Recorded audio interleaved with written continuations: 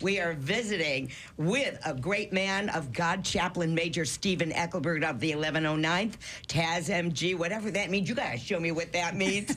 And we have heading up this interview and my help, the WIHS Executive Assistant, Jessica Chenery. And may I just say also, the chaplain's wife, Debbie, is with us, and she's taking pictures. Take the back of my head. But welcome this morning to 104.9 WIHS and to Facebook Live and YouTube. We are blessed to have you here today. Amen. Good morning. Thank you, Teresa. I have you up here. Which one are you on? East 4. East 4. I have you on. Get right in it. You have the... No, turn it face... There you go. There we go. Sir, we want to hear what you have to say. Yes. Amen. Okay. All right, so we are here with Chaplain Eichelberg from the Army National Guard here in Connecticut.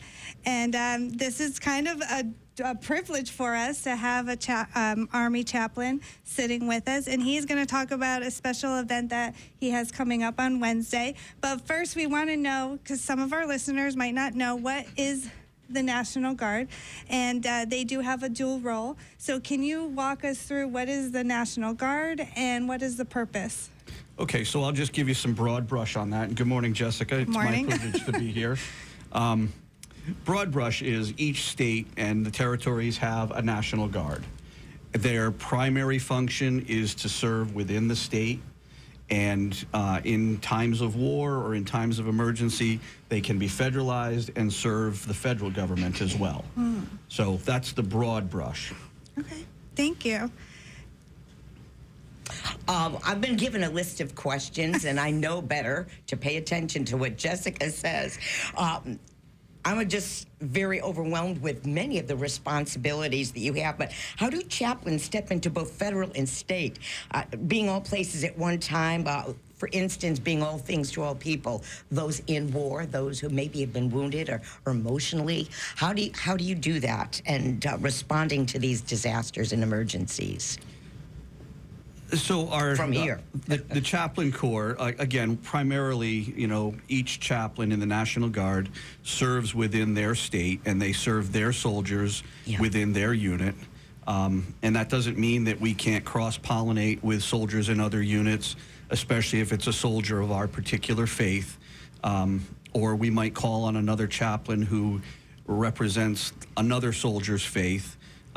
Because as chaplains, we are only, at least on the spiritual side, we are only ever required to perform within our faith group. But we do provide for other soldiers as well. So our goal is to make sure that the religious freedom of every soldier is exercised Very good. carefully for them. That's our primary goal. And again, we operate mostly within our state, but then we can be federalized when the federal government has a need. If we deploy with our units, we may be part of an emergency response, and usually that will come under federal orders. May I ask, have you ever been deployed with your units? I have been deployed with 3 different units. My goodness. God bless you. I'm glad we're here. You're here to tell us. Thank you. So the main role of the chaplain is to take care of your soldiers in your unit. That's our primary responsibility. But again, when we are deployed, for instance, I was on one deployment, and there were only 2 of us. There were literally only 2 chaplains for about 1,500 soldiers. So we took care of everyone. Right, right. So I was in the Air National Guard here in Connecticut, and also as a chaplain assistant, and that's a little bit different than chaplain. Sometimes we protect the chaplain. And yes, when we were deployed, there was only 1 Army chaplain, and so the air side helped also take care of the soldiers on that base. Absolutely, yes. From your time as chaplain, how do you describe the heart of what chaplains do? Not in a religious support, but in caring for the overall well-being of the soldier. Well, that's it in itself, is that we care for the overall well-being of the soldier. Yes, we provide the religious support. Yes, we do services within our faith group. But at the same time, it doesn't matter who you are. You can come in my door and talk to me about anything. And we also provide to military families. So it's not just the soldier, Right. Yeah. it's the family, Right. and it's also the 'Cause they military serve too. contractors. Yes, they do. Absolutely, they do. And the contractors as well. I've had many contractors come through my door, want to sit and talk with me about issues. So we provide for them as well. And again, it's if they want to talk about religious issues, we're happy to do that. But if they want to talk about anything that's going on, Right. we will talk with them. We will try to assist them in any way possible. Right. So you do have a unique program, and I know the Army is calling it something different, and the Air Force, we call it Strong Bonds. What is the Army calling it now? So the Army is calling it building strong and ready teams, BSRT. And what is that program? So I'm going to use strong bonds because we still kind of refer to it as strong bonds. It's easier to say, but basically it is an undergirding for families and soldiers to deal with issues in life. We will do programs like Financial Peace University. We will do the 5 love languages. Another one we're working on right now is the 4 lenses. So we have probably 20 different programs Wow. that help soldiers not only with relationships, but with their finances, with all of the things in life that we all struggle with. And we have these programs designed to help soldiers and airmen deal with those issues and learn how better to do them and conduct themselves. You wear many hats. You really do. And when I'm listening to you, your questions are very, very, very thought-provoking. You deal with people in their civilian lives, and that's no small task. But what's one way that you wear many hats as a chaplain? How do you bridge those worlds together? Because with as different a- settings of Yeah. in our situations. You know, you're dealing with 2 different forms: the family and the soldier part. I don't know how to explain that. How do you bridge the work together? Well, one of our goals as chaplains is to always be continually learning. That's a good answer. And that's the truth is we don't We want should to all be stay saying in that. just our lane of Right. theology or that's wonderful.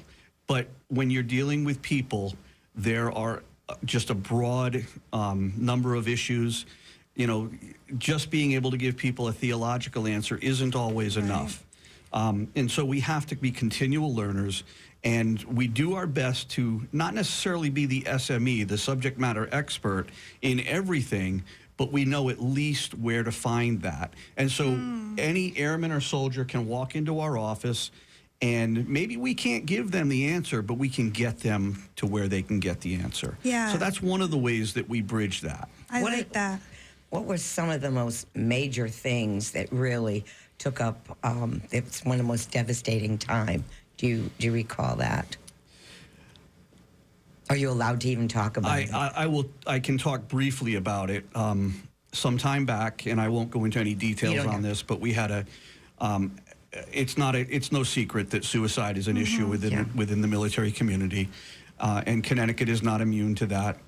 We had a number of those occur in fairly rapid succession. That was a very trying time for many members of the community in Connecticut. Well, that's why I always, when chaplains are vital, okay? They're vital. You are God's hand in places where people would least suspect it, okay? And I appreciate your work. I really do. Absolutely. Thank you. Yeah, we had a phrase, and Chaplain Wismar used to like to use it, is that when you didn't know where else to go, just come to the chaplain's office, and we take care of you and point you in the right direction. For those listening who might be called or have that feeling to serve God and serve their country, what are the basic qualifications someone needs to become a chaplain in the National Guard? So in Connecticut, we have recently reinstituted the chaplain candidate program, and basically within the chaplain corps, to be a full chaplain, you have to have a Master's of Divinity degree, and you also have to have an endorser. So chaplains answer to 2 chains of command. We have the the military chain of command, but we also have our endorser, and we have to answer to them as well. I'm endorsed by Full Gospel Chaplains Group out of Texas, but I also answer to my chain of command. I answer to the military. So you have to have the Master's of Divinity degree, and you have to have your endorser. When you come in as a chaplain, you will be sent down to get your basic officer leadership course, Chaplain Bolick, and you have to pass that. When you pass that course at Fort Jackson, then you will come back as a full chaplain. Is there a lot of physical fitness during that training? Absolutely. Chaplains are required to pass the AFT just like every other soldier. So you have That's to the drop and Army give me fitness test. 25. Yes. It happens. I'm sure It's it usually does. 10, but yeah. Well, you have an up-and-coming event that our ministers that are interested in hearing are learning more about being a chaplain in the National Guard. Can you tell us about this event, please? Take your time Yeah, so with we're it. doing something called Clergy Day, and we're doing it down at Camp Niantic in Niantic. And basically, it's a two-pronged event. One, we want to network with ministers and pastors and let them know what we as chaplains do, because oftentimes their parishioners, their church members are with us on the weekend, 1 weekend a month, Right. 2 weeks a year. And so we are, their shepherd during those times. Right. So we want them to know what we're doing. At the same time, we are looking for more chaplains in the state of Connecticut. We are looking to fill some spots that we have. And so if we have people who are going to come in as chaplain candidates, and let me cover that. I skipped over that. In order to become a chaplain candidate, you need to have a bachelor's degree with 120 credits, and you need to be enrolled in a Master's of Divinity course at a seminary. Obviously, we do all have to pass the Army fitness test. We have to be robust. We have to be healthy. Have most of our arms and legs, at least, that sort of thing.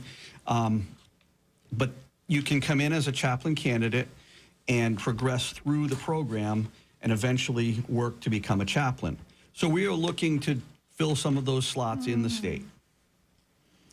Oh, so when is the event? It's going to be this coming Wednesday, the 6th of August. And about how long is it? It's about a 2-hour get-together. We will provide breakfast, and not breakfast, but pastries and coffee, and we will serve a lunch as well. And if you're interested, we are working, weather permitted, on having a Black Hawk flight for those who want to get on an aircraft. That's very cool. Yeah. Whoa. Well, thank you very much, and it was great having you. And so don't forget that if you are interested in becoming a chaplain, or if you are a pastor or minister here in Connecticut and would like to know more about the National Guard and your soldiers that are enlisted in the National Guard, the event is Tuesday, August 6th from 10 to 2:30. Wednesday, August 6th. Right, August 6th? Yes, it is Wednesday. That's a mistake. Oh, there's an error. So it's Wednesday, August 6th from 10 to 2:30. It's at Camp Net in Niantic. And you can register. Where can they register? So they can register by calling our officer strength manager, Captain Mark Soltow. His cell number is 860-982-2852. Or they can call our state support chaplain, Lieutenant Colonel Eric Wismar, and his number is 860-548-3240. All right. Well, thank you very much. What a Thank you, privilege Jessica. to have Thank you, here. Teresa. It was wonderful to be here. Thank you. And we want to have you come back again and let us know how things were. Yeah. Here at Absolutely. 104.9 WIHS.